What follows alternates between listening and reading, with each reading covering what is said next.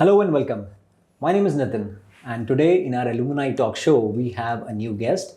His name is Sawan Khanduja, and Sawan is working as a director in his own company with the name Khanduja Estates Private Limited. Sawan has been an alumni of RICS School of Built Environment, and he is also a member of RICS. Welcome to our talk show, Thank Sawan. you. Thank you. So, Saban, it's been a long journey, and you graduated in the year 2020. But before we go there, I would like to check with you how RICS happened, and why RICS is what you choose, because I see that there's an interesting story around there. Yeah, definitely. First of all, I would like to thank you for calling me here. And talking about how I got into touch with RICS. Before coming to RICS, I was doing a project which was my first project, which brought me into real estate industry. And after doing that project, there were so many challenges which I faced in that project, and which made me realize that I really need a professional training in the real estate industry. And after I had a word with one of my friend who had just passed his BBA in real estate, he told me about this course, and I got over the internet and I found about this course. And when I read about the contents, I just thought that this course is for me. Like, everything about it was so relatable with what I was looking for, because it actually offers everything you need to know about real estate. I think not only what you need to know, much more than that. So at that very moment, I realized that I need to do more research about this course. Then I connected with a couple of alumni also, and people who were before studying in RICS. And then I got enrolled in RICS. I went for interview, and then things happened. Talking about RICS as course, I think I got what I expected. I got much more than that. It broadened my horizon to absolutely another level. Before getting into RICS, I just thought that real estate is all about just buying a land, developing and selling it. And after getting into RICS, I got to know that there are so many aspects related to real estate, as in valuations, there are real estate funds, then there are government authorities, you can work in smart cities, and all those things I never knew about. And I could have never known if I wouldn't have been in RICS. So I was really glad, and I'm really thankful that I came to RICS and did my studies from here. And I think whatever I'm doing today, there's a very major contribution of RICS in that. Looks pretty interesting, and I see that you are a second generation or a third generation entrepreneur in your family, and it was a really a nice layout wherein when you say that you entered into an entrepreneur setup and you made mistakes, probably there were a lot of learnings there. Definitely. And you found with your research, and you found that RICS could be the one solution that you might be, as you brought it out, a numerous amount of learning that you got. So any three key takeaways, or any takeaways that you would want to brought it out, that which really helped you in when you get back to your entrepreneur setup and you implemented them. So what were the top three areas that you actually worked out with RICS? Right. So first thing about which helped me from RICS was the knowledge base. The knowledge base that you develop after graduating from RICS is really different from other professionals in the market. You get to know about each and everything in detail. So with that kind of knowledge base, it becomes very easy to function in the market. Right, with this site visits and all, you get a lot of information. Yeah, so your groundwork is already done. Secondly, I think networking, which we are taught in the real estate program. So throughout the course, we were told that you need to network, you need to make connects, you need to get out of your comfort zone. So that is another thing, because in real estate, it is all about networks. If you don't have networks, I don't think you can go really ahead, because all the opportunities, and there comes a lot of different opportunities from different connects. You don't even know which connect or which network might help you at any point. So networking is very important. Then talking about the third aspect is basically the whole process of real estate. Like, from you are taught how land is aggregated. Then there are different acts related to it. then how development is done, then how the process of development needs to be carried out, how do you need to take the approvals, then how to sell it, how to market your product, then coming on to how to maintain it. So all the aspects you cover. So along with knowledge base, networks, and the detailed knowledge of the real estate sector. So I think these three things really make up a core foundation of a real estate professional, and that is where RICS, creates a different benchmark. Right, in the gives you a industry. holistic overview of what the sector looks like and what all areas, possibilities you can evaluate there. Yeah, definitely. Definitely. Good. So with the these informations that you captured, you implemented in your business, and you might have had your ups and downs. So let us talk about probably a journey, because when you graduated, it was year 2020, and it was not a very good situation out there. I think you also got placed, and with that scenario, take us through with the ups and downs in your journey post 2020. Actually, it is a very interesting story to start with. As you graduate, you look for different opportunities. You are very motivated just to start and take off the flight. Yeah. Right. And at that very moment, if a pandemic happens and the whole, we talk about business, I think it is more important to survive at that point. If you talk about business, it doesn't make any sense with anybody at that moment where the whole world was into crisis. So the first thing was to be very mentally, physically strong to face that thing. Right, there are a lot of people who would have shifted onto other things, or found alternatives at that very moment.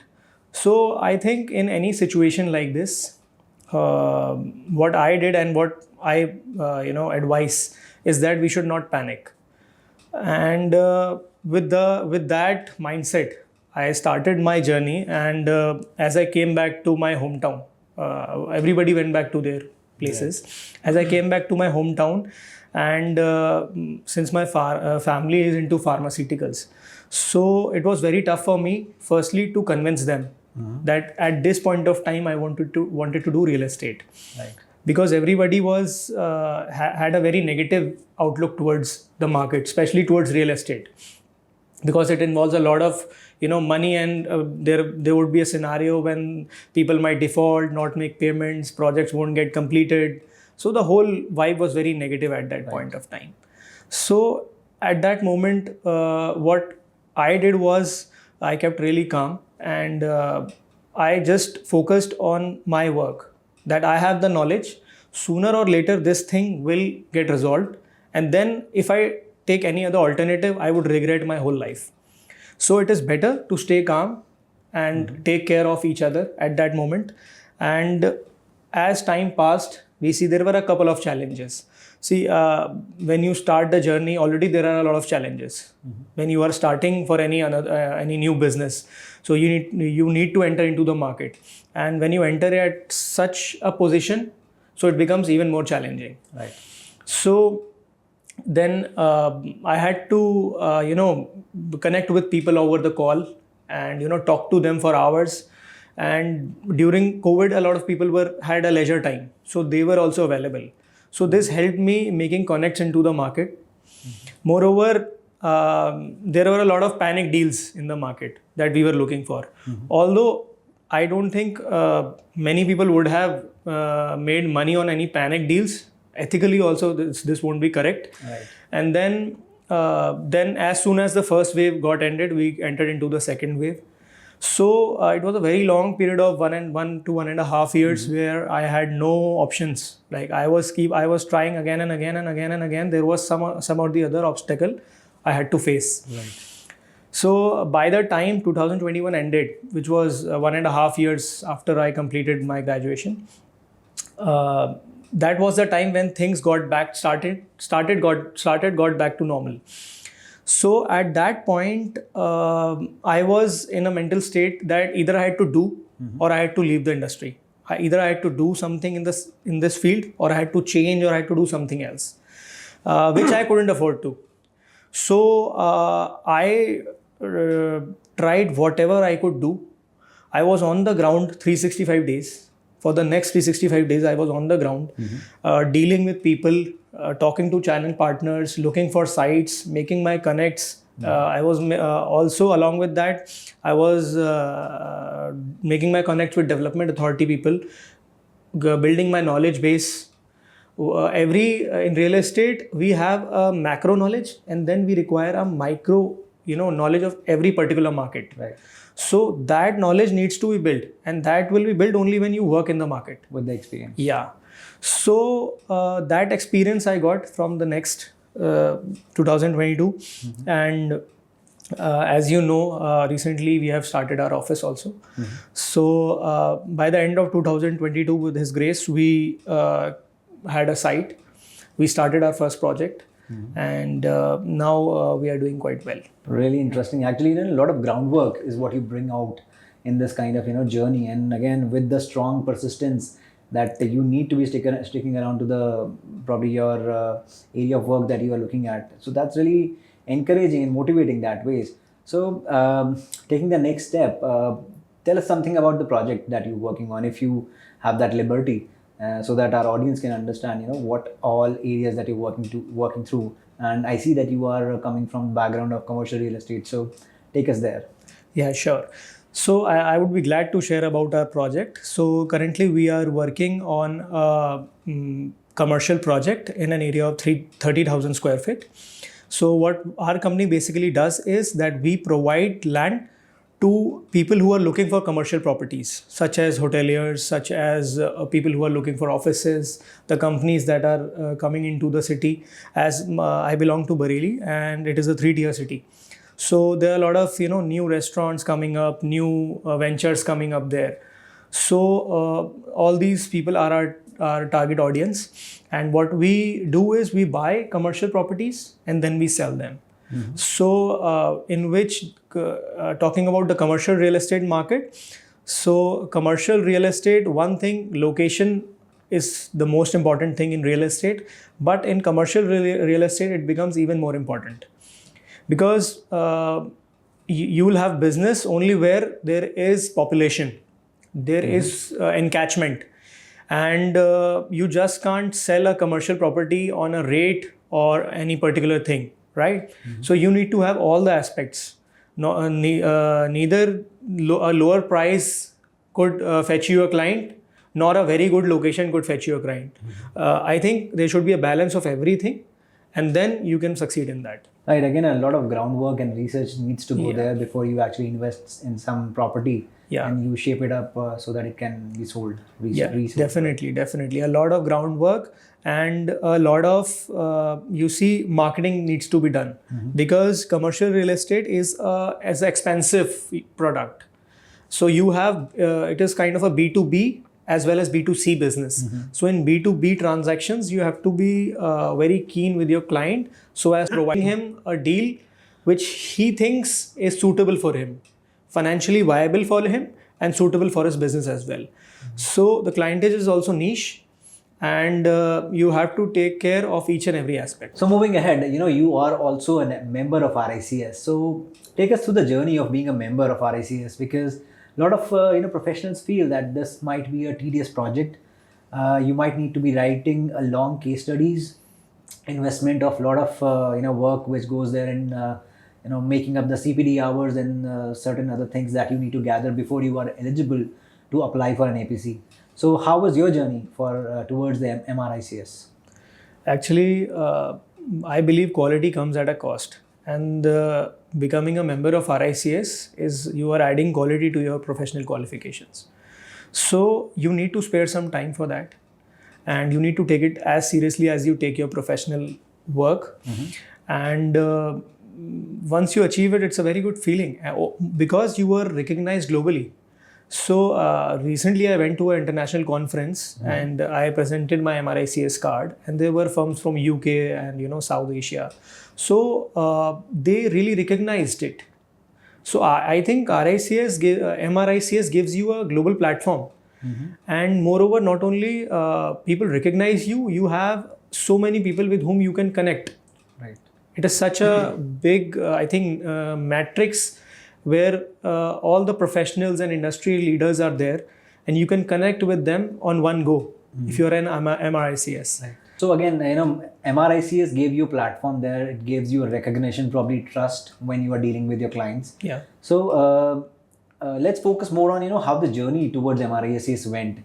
You must have get into some templates writing, probably a case. So was it too difficult to handle, or how things went with the preparation or setting up yourself for an APC?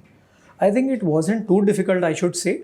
It is just that you need to take out some time and you need to, really write down what you have been doing throughout your journey.